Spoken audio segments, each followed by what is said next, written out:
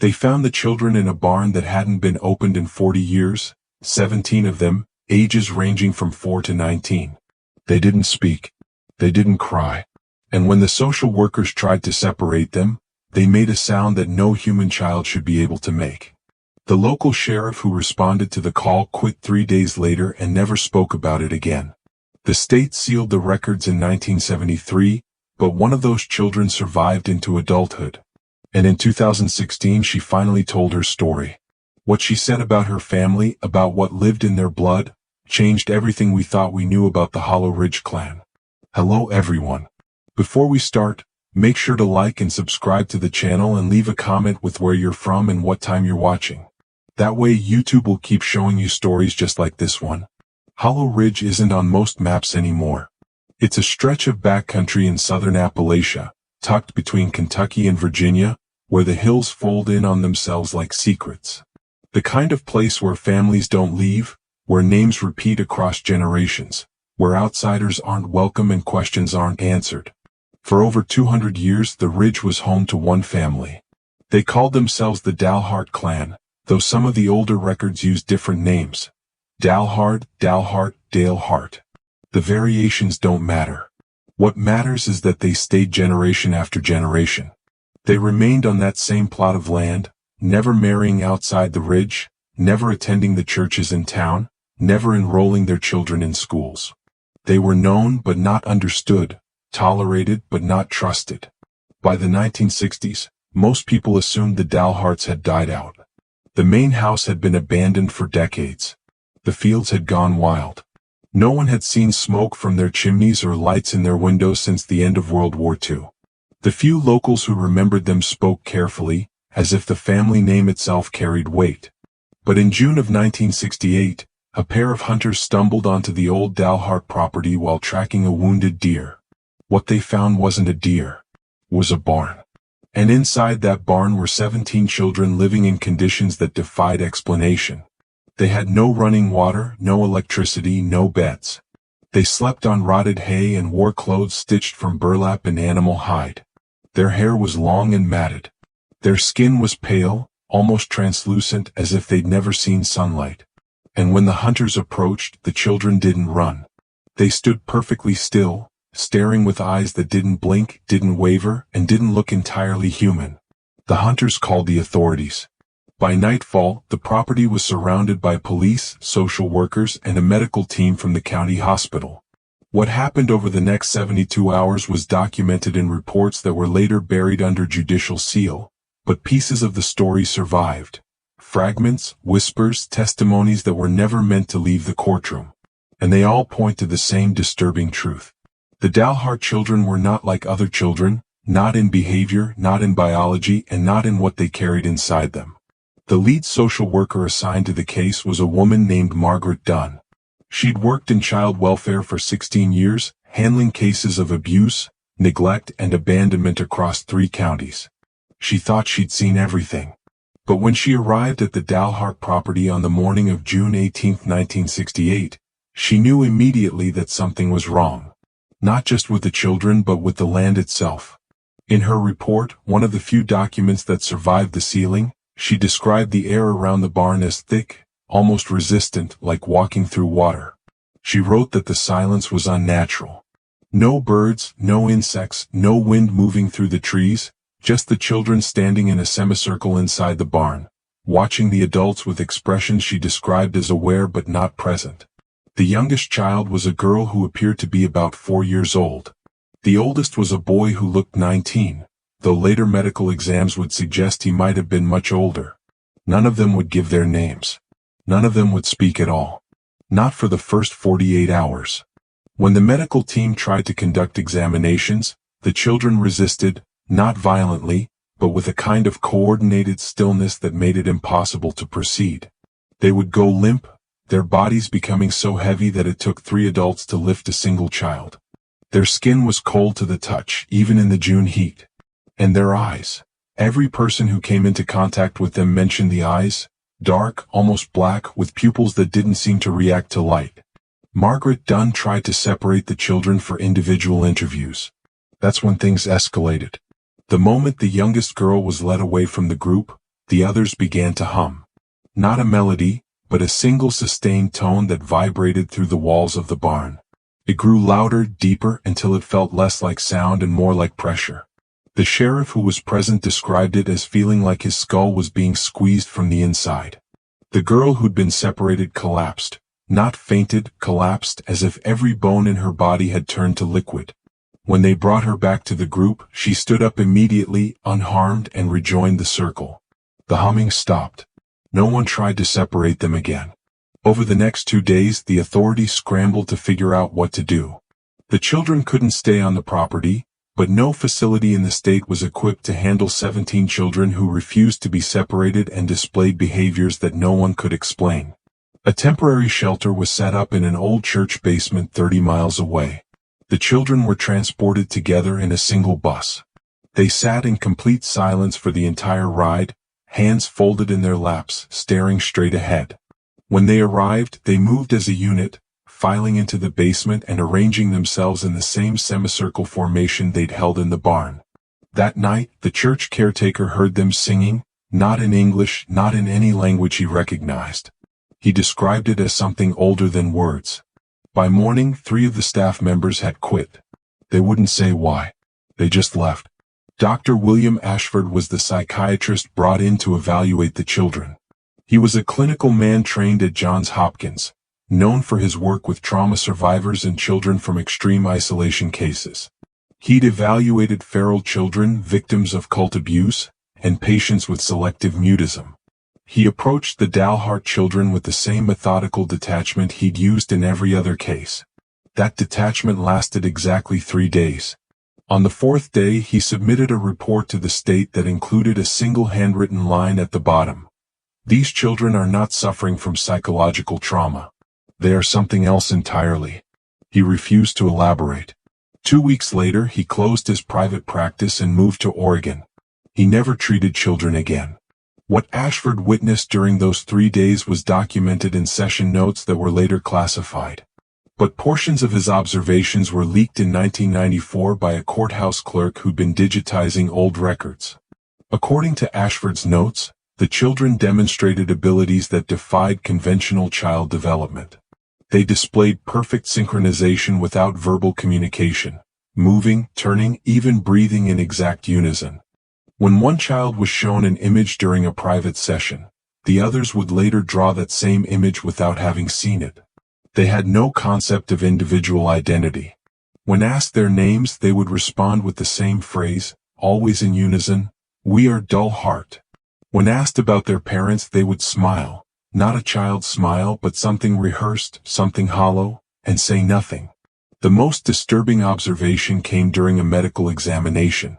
A nurse named Patricia Hollis was drawing blood from one of the older boys when she noticed something unusual.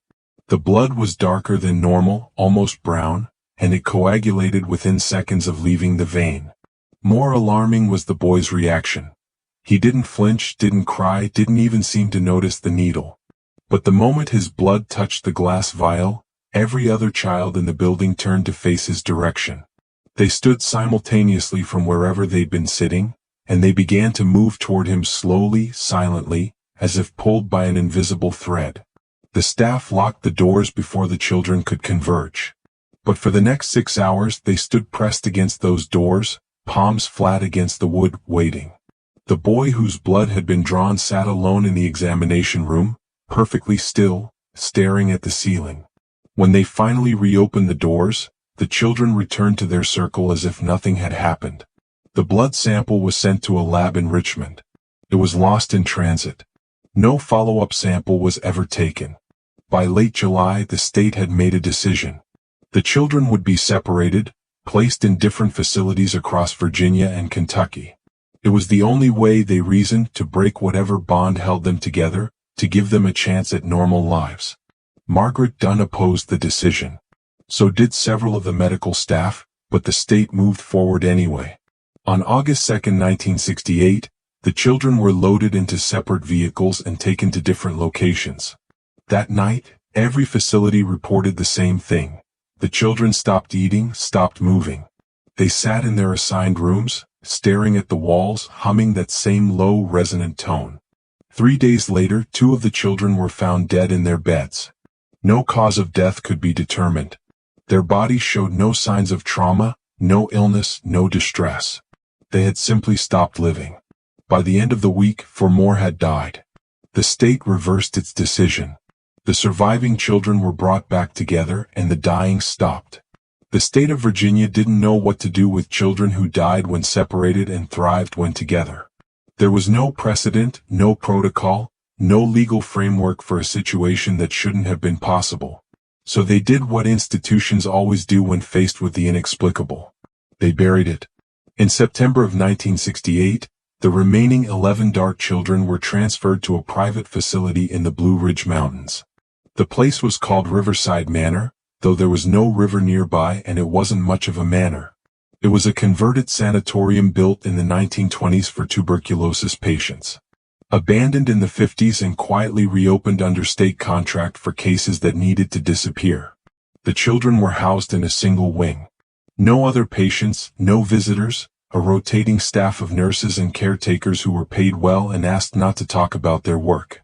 The official record listed the facility as a group home for mentally disabled minors. The unofficial truth was that Riverside Manor was a holding cell for a problem the state couldn't solve and didn't want exposed. For the next 7 years, the Dart children lived in that facility. They aged but not normally. Medical records show that their growth was inconsistent.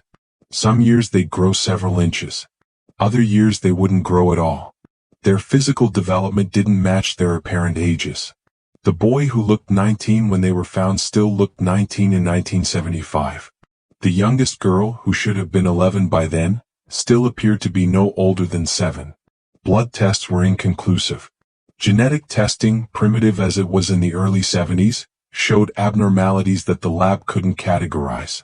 Their DNA contained sequences that didn't match any known human markers. One geneticist who reviewed the samples noted that certain segments resembled developmental holdovers, traits that should have been selected out of the human genome thousands of years ago. He was asked not to publish his findings. He complied. The staff at Riverside Manor reported strange occurrences. Lights would fail in the children's wing, but nowhere else in the building. Temperature drops were sudden, unexplained, localized entirely to the rooms where the children slept. Objects would move, not dramatically. A cup shifted 3 inches to the left. A chair turned to face the wall. A door that had been open now closed, though no one had touched it. The children never spoke, but they communicated. Staff members described feeling watched even when the children's eyes were closed.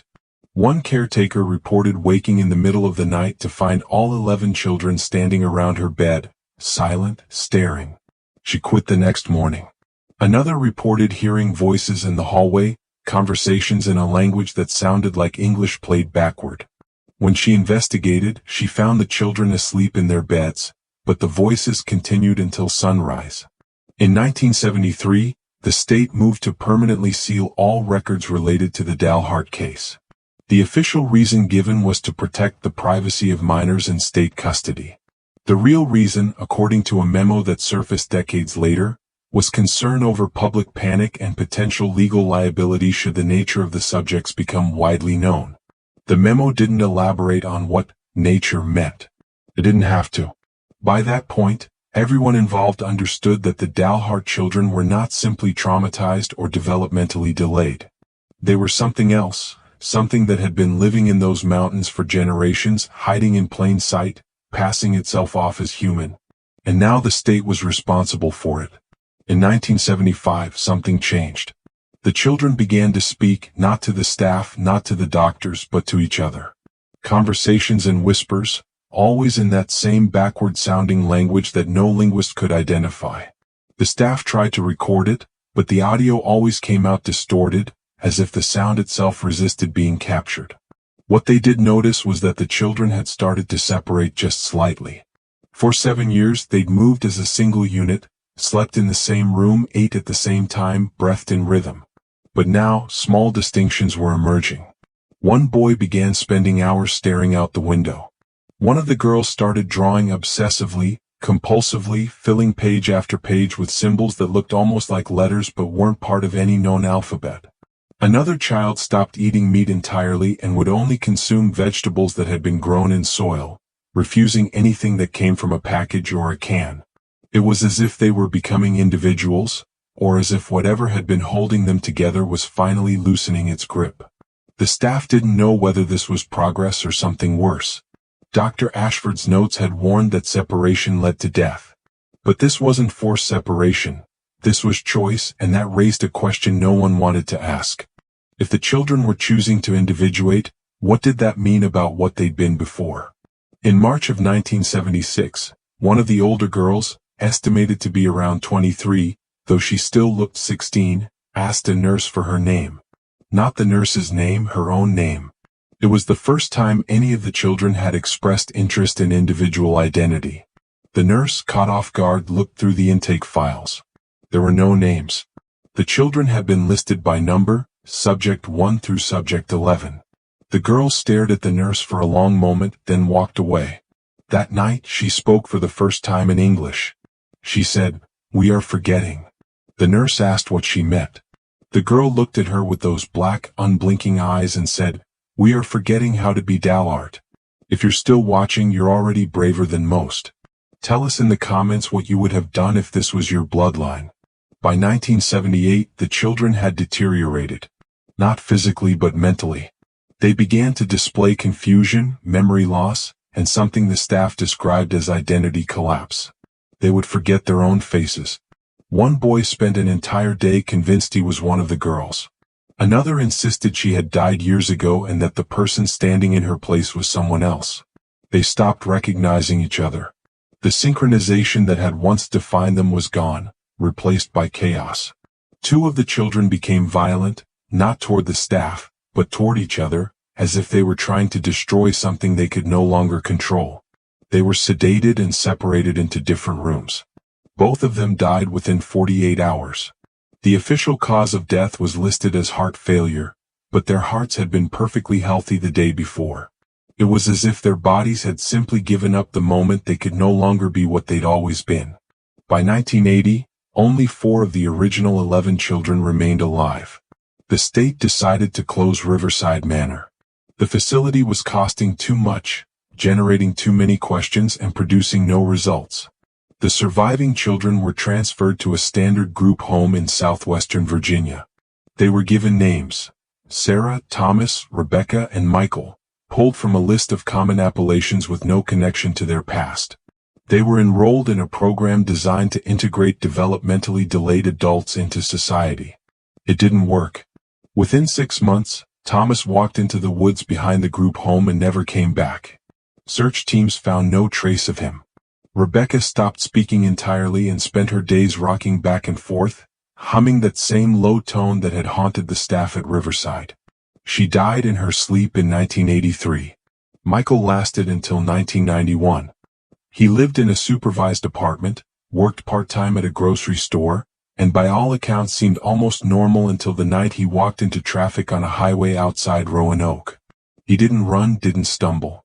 Witnesses said he simply stepped into the road and stood there, arms at his sides, staring at the oncoming headlights. He was killed instantly. That left Sarah, the youngest, the only one who survived. Sarah Dalhart, though that wasn't the name she was born with, if she'd ever been given a name at all, lived longer than anyone expected. By 2016 she was in her early 50s, though she looked decades younger. She'd spent most of her adult life in assisted living facilities, group homes, and halfway houses across Virginia and West Virginia.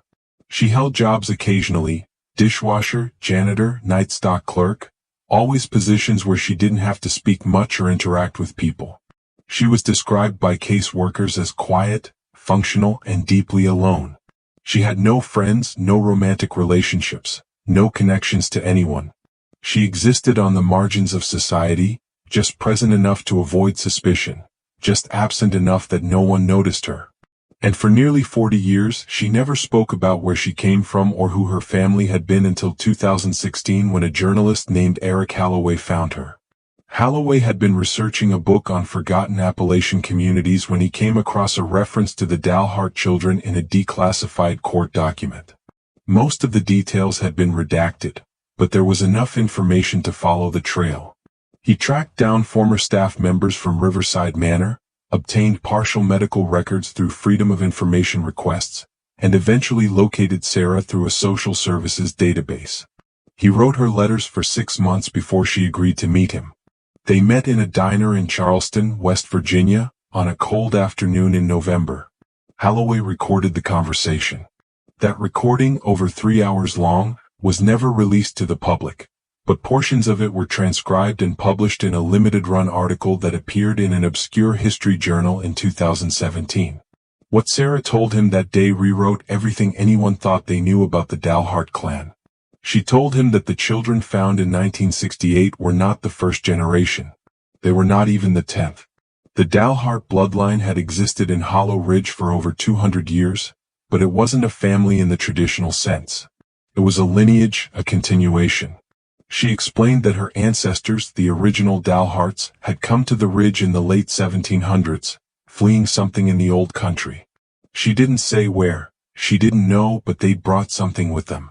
A practice, a ritual, a way of ensuring that the family would never die out, never weaken, never be diluted by the outside world. They didn't marry outsiders because they didn't need to.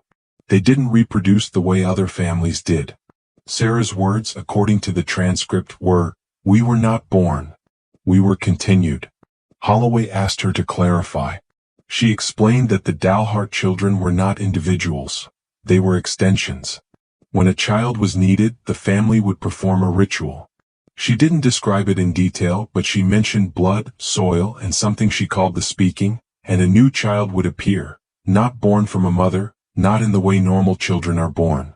They would simply arrive fully formed, integrated into the family consciousness. She said the children shared a single awareness, a collective mind that allowed them to function as one organism spread across multiple bodies. That's why separation killed them. It wasn't trauma or attachment, it was severance, like cutting off a limb. The body could survive, but the limb could not. And when the family consciousness began to fracture in the 1970s, when the children started to develop individual identities, it was because the lineage itself was dying. The rituals had stopped. The connection had been broken. And without it, the children were just bodies, hollow shells trying to figure out how to be human without ever having learned. Sarah told Holloway that she was the final continuation of a bloodline that had lasted centuries. She said she could still feel the others sometimes, even though they were dead. A presence in the back of her mind, voices that weren't voices. She said she spent most of her life trying to silence them, trying to be just Sarah, just one person, just human. But it never worked because she wasn't human, not entirely. She was the last piece of something ancient, something that had hidden in the hills for generations, pretending to be a family when it was really something else. And now, with no way to continue, no way to perform the old rituals, no way to bring forth another generation, she was waiting. Waiting for the lineage to finally end. Waiting for the last thread to snap.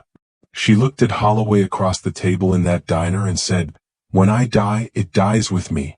And maybe that's for the best." Sarah Dalhart died on January 9, 2018. She was found in her apartment in Bluefield, West Virginia, sitting upright in a chair by the window, hands folded in her lap, eyes open. The coroner estimated she'd been dead for 3 days before anyone noticed. There were no signs of struggle, no indication of illness or injury. Her heart had simply stopped. The official cause of death was listed as cardiac arrest. But the coroner noted something unusual in his report. Her body showed no signs of rigor mortis, no decomposition. Even after 3 days, her skin was still soft, still cool to the touch, as if she died only moments before. When they tried to move her for transport, her body was impossibly heavy, just like the children in 1968. It took 4 people to lift her into the coroner's van. By the time she reached the morgue, she weighed nothing at all. Eric Holloway attended her funeral. There were 6 people there, including the priest. No family, no friends, just caseworkers and a few curious locals who'd heard about the strange woman who never aged. She was buried in a public cemetery on the outskirts of town in an unmarked grave. Holloway stood at the edge of the plot after everyone else had left and later wrote that he felt something shift in the air the moment the first shovelful of dirt hit the coffin. Not a sound, not a movement, but a presence suddenly absent, like a pressure releasing. He described it as the feeling of a held breath finally exhaled. He stayed until the grave was filled, then walked back to his car. He never wrote the book he'd planned. He never published the full recording of his conversation with Sarah. In 2019, he moved to the Pacific Northwest and stopped researching Appalachian history entirely. When asked why, he would only say, "Some stories aren't meant to be told. Some things are better left buried." But the story didn't end with Sarah's death. In 2020, a surveyor working in the area that used to be Hollow Ridge reported finding the remains of the old Dalhart property. The barn where the children had been found was gone, collapsed decades ago, but the main house was still standing barely. He entered out of curiosity. Inside, he found walls covered in the same symbols that one of the Dalhart children had drawn obsessively at Riverside Manor. Hundreds of them carved into the wood, stretching from floor to ceiling in every room. He photographed them and sent the images to a linguist at Virginia Commonwealth University. The linguist couldn't identify the language, but she noted that the symbols followed a consistent grammatical structure, suggesting they were communicative, not decorative. She also noted that many of the symbols appeared to be instructions, directions for something, a process, a ritual. The surveyor returned to the property 2 weeks later to take more photographs. The house was gone, not collapsed, not burned, just gone. The foundation was still there, but the structure itself had vanished. No debris, no signs of demolition. Just an empty clearing where a house had stood for over 200 years. There have been other reports since then. Hikers in the area have described hearing humming in the woods at night. That same low resonant tone that haunted the staff at Riverside Manor. Hunters have found circles of dead vegetation perfectly round in places where nothing should be able to kill the undergrowth so completely. In 2022, a family camping near the old Dalhart property reported seeing children in the trees at dawn. 17 of them standing perfectly still, watching the campsite. The family packed up and left immediately. When they reported it to local authorities, they were told there were no children in the area, no missing persons, no camps or youth groups. The family never went back. And in 2023, a woman in Kentucky came forward claiming to be a distant relative of the Dalhart family. She said her grandmother had been born on Hollow Ridge in 1938 and had escaped as a teenager, abandoning the family and never speaking of them again. The woman said her grandmother died in 2021. But before she passed, she told her something.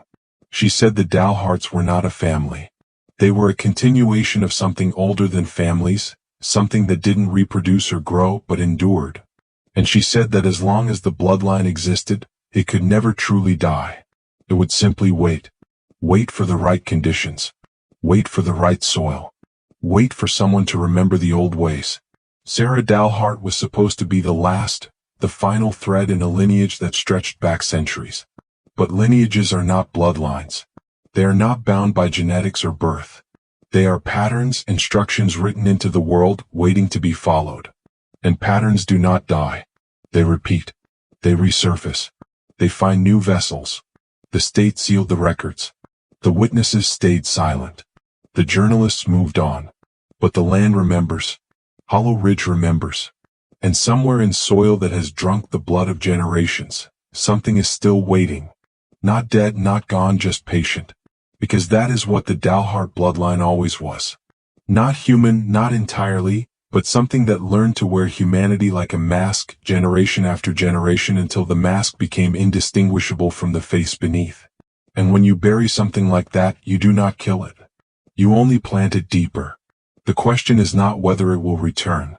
The question is whether we will recognize it when it does, or whether, like the staff at Riverside Manor, like the authorities in 1968, like Eric Holloway standing at Sarah's grave, we will simply choose to look away, to forget, to pretend that some stories are better left buried until the day we realize that the story was never buried at all. It was simply waiting for us to stop watching so it could begin.